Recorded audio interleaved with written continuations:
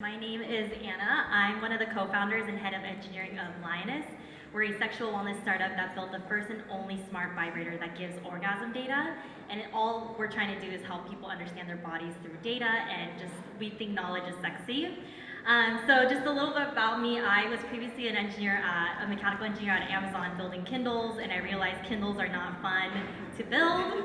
And I realized one of the things is that I grew up in Korea until I was 7 years old. And I grew up in a really conservative religious family, and we never, ever, ever talked about sex. And I was very scared of my own body until my mid-20s.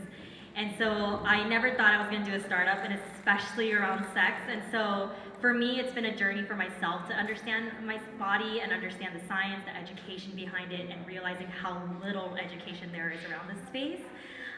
So now it's been cool. I think the first year we started this, I didn't want to do any interviews, and I was like, I never want to say the word clitoris or orgasm in front of anyone, or show any of my own data. And obviously it's changed in the past 6 years. So I have a very, very strong belief that the more we talk about this and the more we see the science of it, the education around it, the better it normalizes the conversation around sex. So it really started with this question, and this is the question we get the most often to this day is, am I normal? It's, hey, I'm getting married and I've never had an orgasm with my partner, is this normal? Hey, this happens to me during sex, is this normal? I'm having pain, is this normal?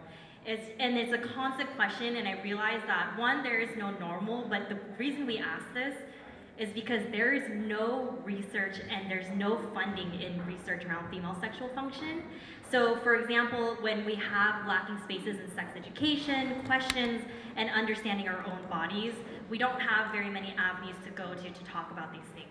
I've been to my OBGYNs over the years and asked questions, and they, on average in the US, they get about 8 hours of training total around sexual pleasure.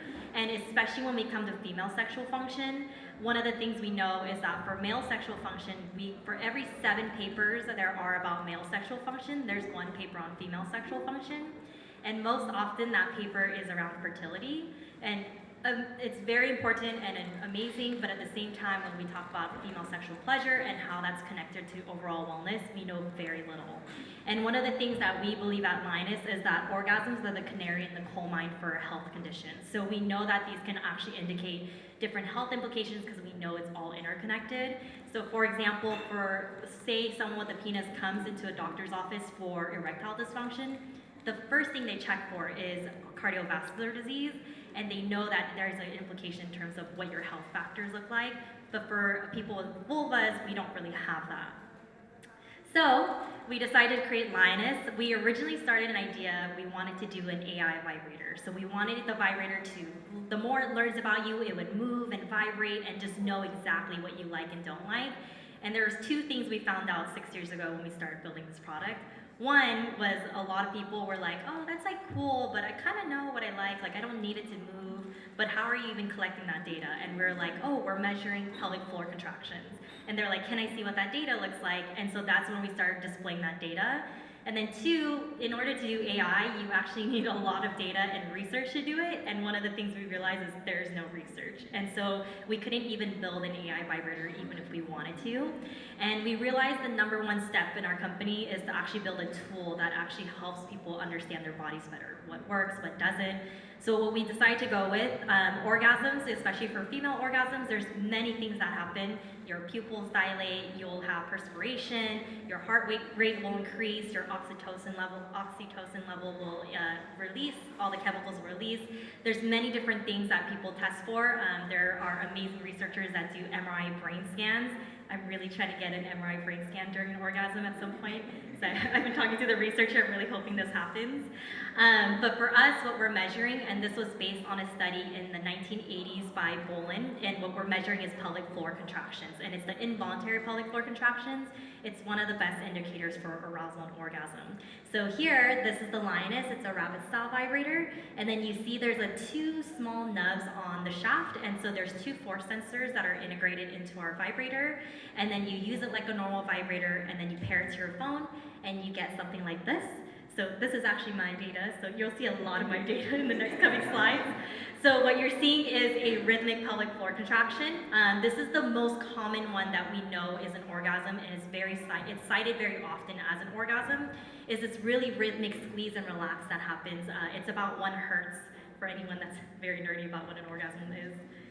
So basically, as I explained, as you're seeing when I'm squeezing the shaft area, you're seeing the circle respond in real time. So this is something fun we actually integrated for our app because people were like, hey, I want to be able to see it in real time, so we were able to integrate that. But so that's basically what we're doing is we want people to use it like a normal vibrator, but actually start tracking influences. So for example, for sex therapists, a lot of times the first thing they ask people to do is keep a sex journal of what are the things that worked, what are the things that didn't work, what did you like, what would you change about the next experience. But I don't know about you, but I know when I'm having sex or masturbating, I'm not always like turning over being like, dear diary, like this is the stuff that really works for me. And so we're really trying to reduce that barrier, but also help people understand data that they might not even realize is changing about their own body, and it's just a way to kind of see those little tidbits. So we kind of call it a Rorschach test of, at first when you do the first 2-3 sessions, it'll kind of just look like a bunch of data, but the more you use it, you can start actually tracking different factors, what's changing over time. So before even going into the data set and all the cool things and research we found, the number one thing is to help users by themselves understand what factors might be changing. So I just pulled some cool data. I mean, I've used this vibrator for the past 5 years now, ever since we kind of started building the prototypes. So I've been doing kind of fun self-experiments on myself. And this is the stuff that has gone really viral on TikTok. So now, including my mom has probably seen this. So my mom's not that happy about it. But so the best way I like to kind of show what data looks like, so this is what I would call a typical session, not a normal session, but a typical one, is this is like no other external factors happening for me. This is what would look regularly for me, the pelvic floor contractions, and then you see in the red, that's the orgasm itself. And then when we start doing kind of fun things, well, this was the first Medium article that went really viral for me, was I said I used Sweet Lube and I got the best orgasm of my life, and I have data to prove it. I think I sold a lot of Weed Lube. I think someone owes me money, I'm not sure. But so this is with Weed Lube, and you can see that the data looks significantly different. And this is always the one that I always tell people is always the most fascinating data. So you can see the orgasm itself on my typical session is 11 seconds long. And then on the orgasm length here, it was 2 minutes and 20 seconds. It was just a very long one, and you just see a lot of spikes that are really, really high in force and low drops in force. And then we do cool things as well, like we encourage people to experiment. So for me, I have one, that's the one you originally saw, the typical session, and then this is with a partner, and then this is with a different partner. So you can see not that one is better than the other, but it's more about just understanding how your sensations and pleasure changes with different partners, different sensations. And so this is with the partner one, so you see there's 2 orgasms here, length is 10 seconds and 17 seconds. And then on partner 2, there's one, and it's the length is 38 seconds. So not in competition, and I got full clearance from the partners to be okay sharing this data. But it's just a cool way to kind of experiment and then get curious about your own body, which I think is such an impactful way to, I kind of call it like the unsexy way to get sexy, is like getting information and also being able to share this. So one of the cool things we've seen a lot is with couples who screenshot their data, and they use this as a conversation point of like, hey, by myself it takes me 20 minutes of like to get to an orgasm, so I just need more foreplay. So it kind of takes that kind of conversation and then seeing physiological data about yourself versus you're blaming somebody or for something, or it kind of removes that taboo away from it. And then this is a really fun one. So this is, this one got 19 million views on TikTok, and I accidentally sold out the shower head. So what had happened was there was a shower head that was going really viral on TikTok, and then people were like, oh, everyone knows that everyone just uses this for masturbation, because it was like it like does all these crazy swirls, and I thought it'd be cool to just even see if the data looked any different. So I bought the shower head, and then I used the Lioness basically as a measurement tool, and then I basically showed like, oh, the orgasm was a little bit longer, and all these spikes are like because the sensation was really new and something that I'm not used to. It kind of was, it made it more fun. So even if the session time was longer, it just had more fun sensations. And the audience really took with this, and they ended up selling out the shower head across the world. And I really didn't mean that to happen, but I hope that this is kind of the entry point for people to be curious about their own bodies, just kind of figuring out factors. So these are kind of the fun ones. I also have data, you can come find me and I'll show you on stress, because the stress is something that really just kills my orgasm data. It's like these really small blips. And I've also tried things like mindful meditation and things like that, getting back in touch with my body, helping myself reduce stress and cortisol level, and seeing that data actually come back. So now with Lioness, we launched our first product about 4 years ago, and then our second generation 2 years ago. So now we currently have the world's largest data set on female sexual function. So it's about over, at this point, 150,000 data points. So the whole idea is that we want to expand the research and understanding in this space. So we partner with as many researchers and doctors as possible to actually do that. And for us, I think the number one thing I have to mention is that we're not in the business of data. We're not selling data or anything like that. And I think the beauty of being women founders and women engineers is that we use our own product. And actually, I gave my mom one as well. And I always say, like, I always joke, but it's very true, like I would never want to know when my mom used it or what her data looks like. So what we're looking at is fully anonymized aggregate data, and we have a full automatic opt-out process until you explicitly opt in. So we created a research platform on our app where researchers and doctors can come onto the app and say like, hey, I want to do a research study on menopausal women or post-pregnancy people or anything like that, and that is the only time it'll ping the users, and they can opt in and actually being like, yes, I want to connect my data to this researcher because I want to do it for science and I want to expand the research around it. So I wanted to share 2 really cool things that we learned so far that we've been able to kind of present as interesting case points that we haven't really been able to do before about orgasm data. This is the very first one we started really early on. So we have an athlete who's been a long time Lioness user, and she came back to us one day and she was like, hey, I think my vibrator is broken because the data is looking really weird. I think maybe the sensors are messed up. And so she sent it back, and we started doing all the firmware testing, hardware testing, software testing, and we couldn't find anything wrong with the vibrator itself. And then she started sharing us her data, and we were like, hey, did something happen on this specific day? And she was like, yeah. She's like, I had a sports injury. She's like, I had a concussion. I stepped out of my sport. And there was a moment we all kind of looked at each other and we were like, I think the concussion might be actually having a physiological response on your orgasms. So as you can see on this side, so her orgasm looks uniquely different. You see the spike, that's the orgasm itself. So you see kind of like a flat, and then you see this huge spike up. I'll go more into detail about this specific pattern as well. So this was before what her orgasm data looked like, and then afterwards in the post-trauma session. So you can see that there's not so much of a blip anywhere, and so that's when she thought her data was looking weird and her vibrator might be broken. But really what we're seeing is that we saw that there could be an implication with traumatic brain injuries. And there actually has been a study that had about 10 women that they studied this with. And so this was a case study we were able to present at a medical conference to say, hey, this is a canary in the coal mine. If someone comes in with data like this, you can automatically start checking for maybe potentially traumatic brain injuries or anything else that has happened, or vice versa. If somebody's having a traumatic brain injury and then on top of that they're like, hey, like something's wrong with my sexual function, I'm not feeling aroused as usual, it can be beyond a doctor being like, well, things happen, we're not sure, maybe it's medication, maybe it's the time of month, but we can actually point it to that there is a direct implication to something else that might be happening. And then the next one has been our most exciting thing that's really been our biggest project so far, has been on orgasm patterns. So this was an abstract that was published by Dr. Jim Faust in the Journal of Sexual Medicine very, very recently, so I'm really excited about this. So we've identified with 54 women who have participated actively in the research study. They had to masturbate, I think it was about 12 times, and then mark exactly where the orgasm was and all of that. And one of the things that we found was really cool was that there's 3 unique patterns we've seen that people with vulvas have. We call it the ocean wave, the avalanche, and the volcano. We gave them very cute names. So the ocean wave is the one that you saw from me, so that's mine, and it's actually most commonly we've seen across the board for most people with vulvas. So you see this squeeze and relax, that's a really rhythmic pace, same force, same kind of drop in force. So that's the most common one we've seen. And then the other one we've seen is the avalanche.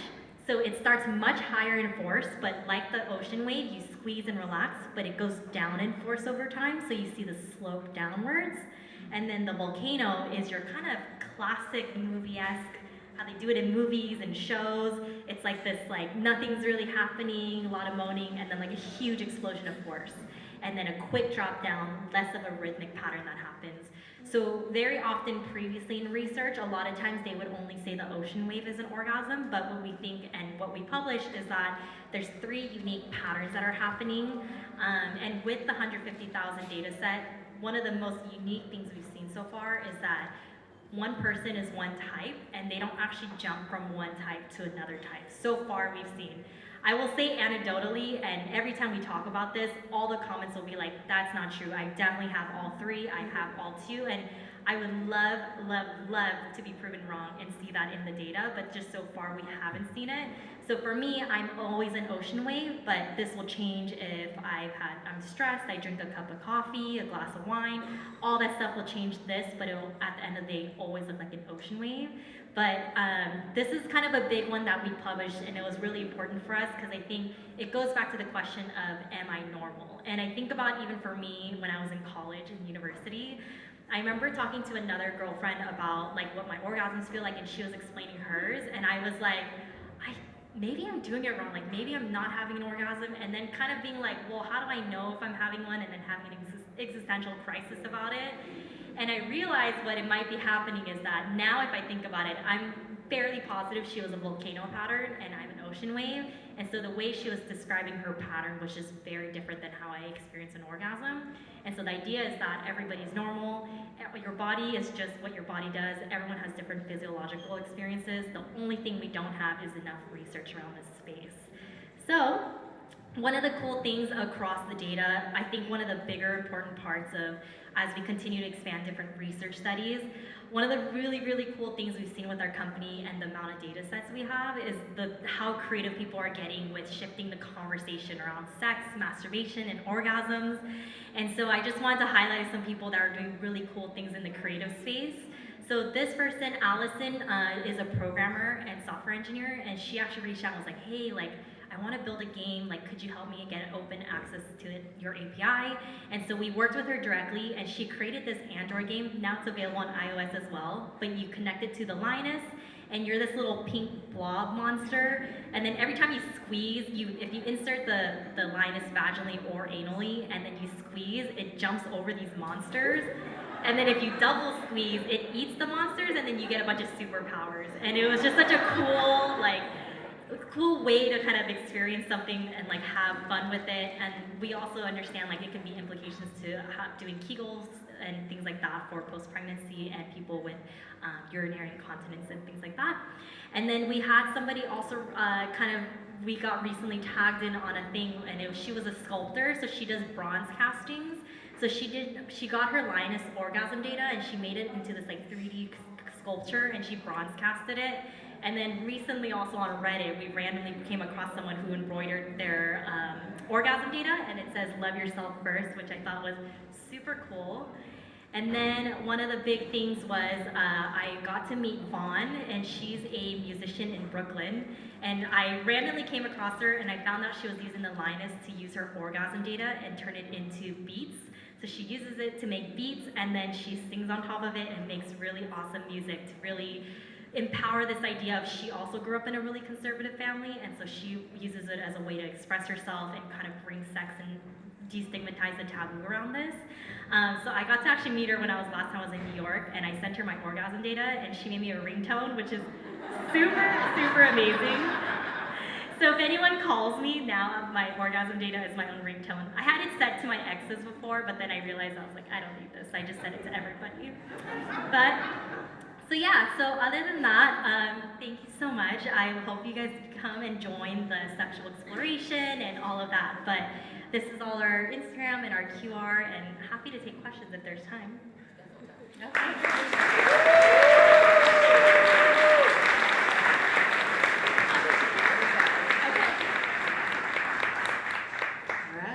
Excellent. Okay, I love you. God, yes, come on. Come on. Third question. I'm here for it. I'm a curious person. So hi, my name is Anna, and I'm an erotic writer and a sex educator, pleasure activist. And I have two questions. The first one is more practical. I just wanted to know, does the vibrator need to be inserted for the data to be collected? And the second one is more philosophical, because I have a project for sex education about clitoral anatomy, and I find it somewhat frustrating that 90% of my followers on Instagram are women or female identifying people. And of course, it's great to spread this information and empower women, but I get so many complaints from women having sex with men that really do not know the very basics of anatomy, of course, because they haven't been given the information, but there is no curiosity about it. And I wanted to know, how do you think about, bringing all this data to straight or bisexual men, and how do you go about it? Because it seems to be a challenge. Thank you so much. So the first question of it, does it need to be inserted? So currently, yes, it does, because what we're measuring is pelvic floor function. So it can be inserted anally or vaginally, and we actually have penis owners as well that use the vibrator. One of my best friends actually used it and sent me his data, and we're like orgasm twins because our data looks really similar.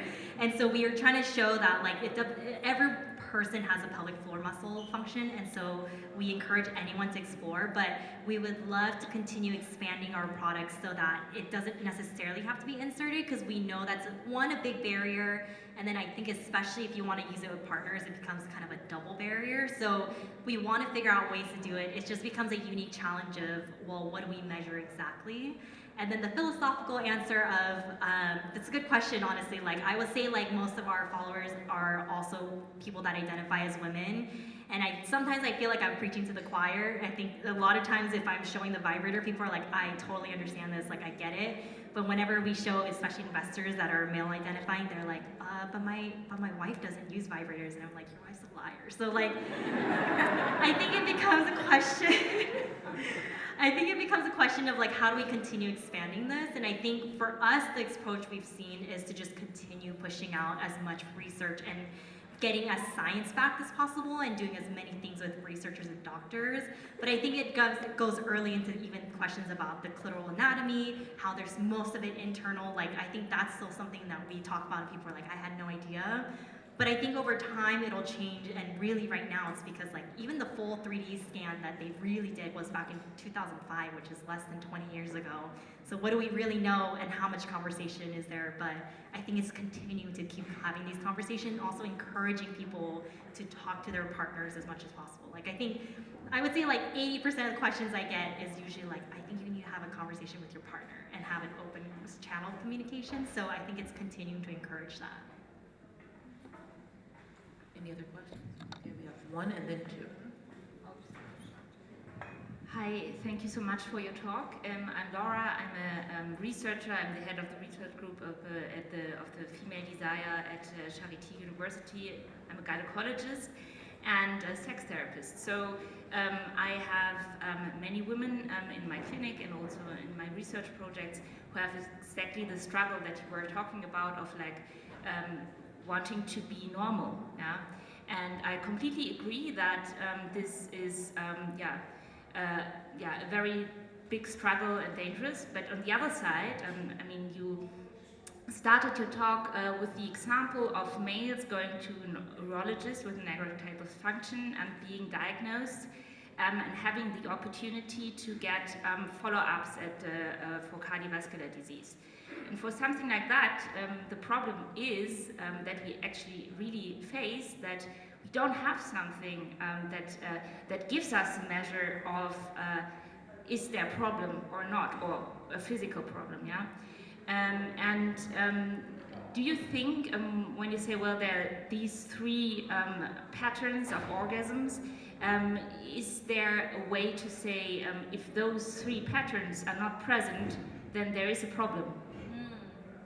I would say it's too early for us to be like, even with the amount of data sets, it's too early to be like, yes, you have a problem. And that's never our point to be like, there's something wrong with you. But, we actually do believe there's other patterns that we just haven't fully identified yet as well. So I think for us, it's just continuing to do that research, to continue expanding it versus being like, these are the only three. But more of a tidbit of like, this is the three that we currently found, and helping people at least maybe align to one if they feel the way. In that way, but I think it still becomes a question of like, how much research do we still need? And I think the number one thing is we need to continue working with researchers, because for us, we're still, we're a team of 7 people, and we're not researchers by our profession function, so it's continuing to partner with researchers who can actually help us continue doing something very useful with the data. There was a person back here in the beige, and then